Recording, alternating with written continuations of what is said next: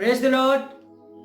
प्रभु यीशु मसीह के सामर्थ्य नाम में मैं आप सभी को सलाम कहता हूँ। सभी को जय मसीह की। आज के इस दिन में परमेश्वर पिता को दिल से धन्यवाद देता हूँ। मैं पास्टर संतोष रमना खड़गपुर से असेंबली ऑफ बिलीवर चर्च की तरफ से एक छोटे से संदेश के द्वारा आप लोगों को बरकत देना चाहता हूं और आशीष देना चाहता हूं और उभारना चाहता हूं। आज का एक छोटा सा विषय आप लोगों के बीच में रखना चाहता हूं और वो विषय है परमेश्वर पिता की महान प्रेम के द्वारा अनंत जीवन। हम लोगों ने काफी बार इस वचन को पढ़ा है और काफी लोगों के द्वारा हम लोगों ने सुना है, लेकिन आज मैं फिर से एक बार चाहता हूं कि इस बात को आप लोग सुने। और यूहन्ना रचित सुसमाचार उसके 3रा अध्याय जब 16वें पद को पढ़ते हैं तो वहां पर कुछ ऐसा लिखा हुआ है। जी हाँ, पढ़े। क्योंकि परमेश्वर ने जगत से ऐसा प्रेम रखा, लिखा हुआ है क्योंकि परमेश्वर ने जगत से ऐसा प्रेम रखा कि उसने अपना इकलौता पुत्र दे दिया, कि उसने अपना एक लौता पुत्र दे दिया ताकि जो कोई उस पर विश्वास करे वो नष्ट ना हो परंतु अनंत जीवन पाए। लिखा हुआ है ताकि जो कोई उस पर विश्वास करे वो नष्ट ना हो परंतु अनंत जीवन पाए। अनंत जीवन पाने से पहले एक भेद की बात है और वो भेद की बात ये है पाप से छुटकारा। तो फिर पाप क्या है? जो कोई भी परमेश्वर के आज्ञाओं के विरुद्ध चलता है वो पाप है।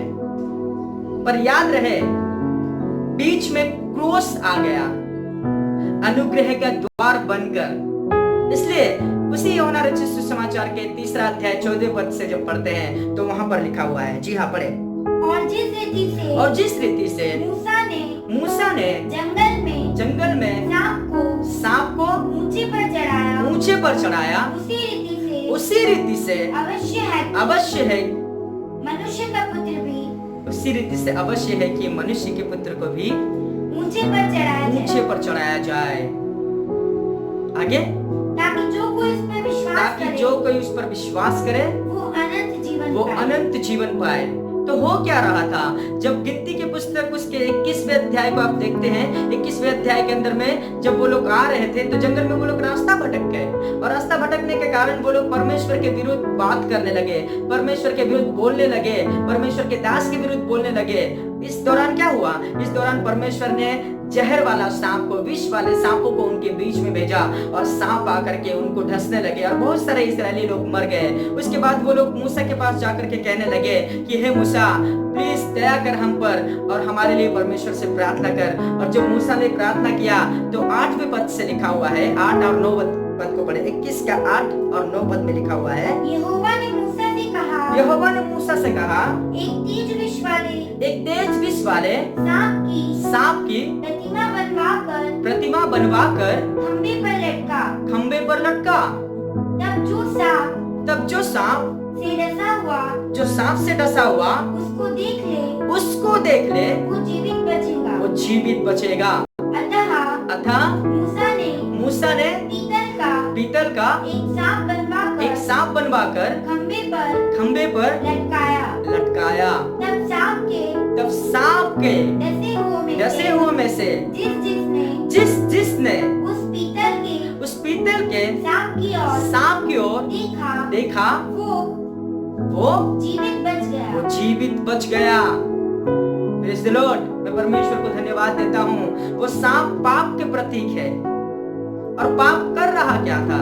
उन लोगों ने परमेश्वर के आज्ञाओं के विरुद्ध चला, परमेश्वर के विरोध में बातें करी, परमेश्वर ने जहर वाला सांपों को उनके बीच में भेजा, वो लोग मर रहे थे। इसी दौरान वो लोग दोबारा प्रार्थना किए। उसके बाद परमेश्वर से जब मूसा ने प्रार्थना करी तो परमेश्वर ने एक उपाय बता दिया। मैं आपसे बताना चाहता हूँ, पाप हमारे पीछे पड़ा रहता है और पाप से कभी भी हम बच नहीं सकते, परंतु उद्धारकर्ता यीशु मसीह को क्रूस पर परमेश्वर ने चढ़ा दिया ताकि जो कोई इस पाप के बीच में भी रहकर वो उस क्रूस पर देख ले वो उसके द्वारा बच जाए।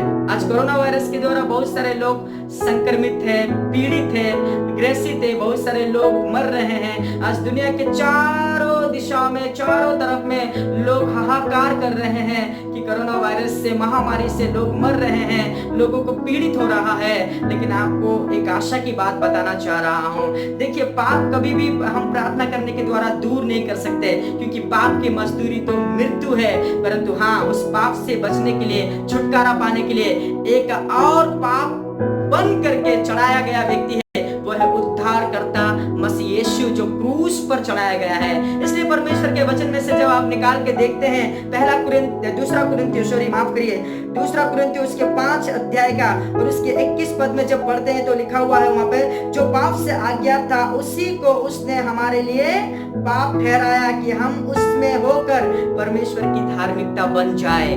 परमेश्वर ने उसी को हमारे लिए पापी बना दिया और उसी को परमेश्वर ने पाप ठहराया। मेरे प्रियो, आप लोगों को मैं आशीष देना चाहता हूँ इस बात से कि अपने पापों से मन फिराए, अपने गुनाहों से मन फिराए और परमेश्वर के पास लौट आए और उस क्रूस की ओर देखे, जिस क्रूस में उसने अपने आप को हमारे लिए दे दिया।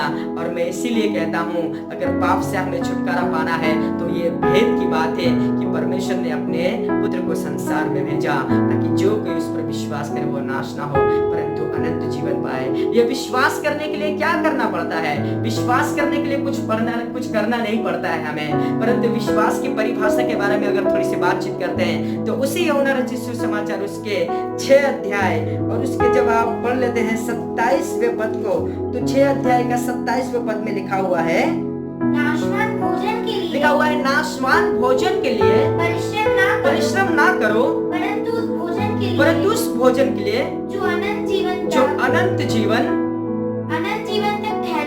जीवन तक ठहरता है, जिसे मनुष्य का पुत्र तुम्हें देगा, क्योंकि पिता अर्थात परमेश्वर ने उसी पर छाप लगाई है।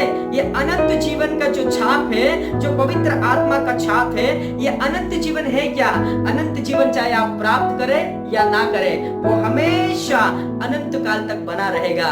चाहे जो कोई अनंत जीवन को प्राप्त करे और जो कोई अनंत जीवन को प्राप्त ना भी करे, परंतु वो अनंत तक रहेगा। मैं बताना चाहता हूँ मेरे प्रियो, मनुष्य का एक बार मरना और उसके बाद न्याय का होना नियुक्त है। इसका मतलब क्या है? मनुष्य शारीरिक व्यक्ति है और शरीर का एक दिन मर जाना ही तय है, परंतु याद रहे कि एक दिन हर एक का आत्माओं को परमेश्वर के सामने परमेश्वर स्वयं ही खड़े करेंगे, ताकि हर एक आत्मा परमेश्वर को हिसाब दे सके, जवाब दे सके। तो इसलिए विश्वास के लिए आपको काम नहीं करना पड़ता है, परंतु विश्वास आपको स्वयं परमेश्वर के पुत्र पर करना है। और आपको पता है, विश्वास के द्वारा ही हम देखते हैं कि हाबिल ने कैन से भी उत्तम बलिदान चढ़ाया। और हाबिल ने कैसे उत्तम बलिदान चढ़ाया? उसके 11 अध्याय को जब आप निकाल लेते हैं, इब्रानियों उसका 11 अध्याय और उसके 4 वचन में लिखा हुआ है, इब्रानियों उसका 11 का 4 में लिखा हुआ है, विश्वासी से हाबिल ने कैन से उत्तम बलिदान परमेश्वर के लिए चढ़ाया। लिखा हुआ है, विश्वासी से हाबिल ने परमेश्वर के लिए कैन से भी उत्तम बलिदान चढ़ाया और उसी के द्वारा उसके धर्मी होने की गवाही भी दी गई, क्योंकि परमेश्वर ने उसके भेंटों के विषय में गवाही दी और उसी के द्वारा वो मरने पर भी अब तक बातें करता है।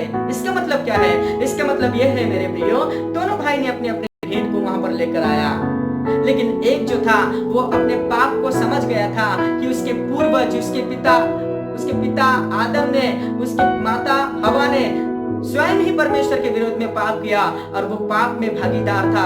इसलिए उसने पाप के बदले में सोचा कि परमेश्वर की दया को मांग लूं, और इसलिए उसने क्या किया? उसने अच्छे से अच्छे भेड़ में से ला करके बलिदान करके चढ़ाया और परमेश्वर ने उसके बलिदान को स्वीकार किया। परंतु एक भाई और भी था, उसने अपने पाप के प्रति कोई भी सोच विचार ना करके उसने कुछ अनाज को ला करके भेंट के रूप पर चढ़ाया, परंतु उसकी भेंट को कबूल नहीं किया गया। इसका मतलब क्या है? इसका मतलब यह है, अगर हम अपने पाप को उस उद्धारकर्ता यीशु यीशु मसीह के सामने मान लेते हैं और विश्वास करते हैं मेरे पापों से आप भी हमें बचा सकते हैं, आप भी हमें छुटकारा दे सकते हैं, तो आज मैं आप लोगों से बताना चाहता हूं कि आपके लिए वो उद्धार करता यीशु मसीह क्रूस पर लटका हुआ है।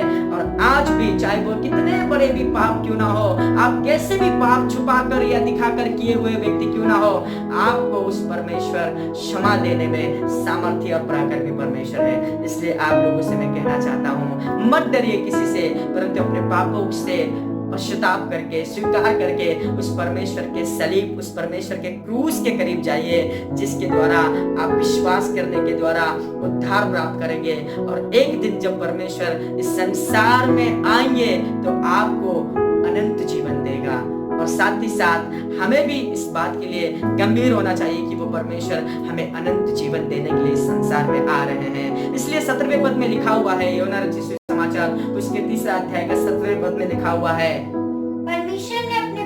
परमेश्वर ने अपने पुत्र को जगत में इसलिए नहीं भेजा कि जगत पर दंड की आज्ञा दे, परंतु इसलिए कि जगत उसके द्वारा उद्धार पाए। हालेलुया। मैं प्रभु को धन्यवाद देता हूँ कि परमेश्वर ने अपने पुत्र को इस जगत में इसलिए नहीं भेजा कि जगत उसके द्वारा दंड पाए, परंतु इसलिए भेजा है ताकि जगत उसके द्वारा उद्धार पाए। दंड तो लोग अपने पापों के द्वारा पा रहे हैं, दंड तो अपने बुरे कामों के द्वारा पा रहे हैं, दंड तो अपने सारे सांसारिक अभिलाषाओं के द्वारा जो पाप आज भी वो लोग कर रहे हैं उसी के द्वारा पा रहे हैं। परंतु यीशु मसीह पर विश्वास करने के द्वारा आप सभी के लिए अनंत जीवन को परमेश्वर ने रखा है। इसलिए मेरी आप लोगों से निवेदन है कि उस परमेश्वर के पास आए और अपने पापों से क्षमा प्राप्त करें और अपने जीवन में अनंत जीवन को प्राप्त करें। प्रभु आपको इस वचन के द्वारा बहुत आयत से आशीष दें। सबको जय मसीह की।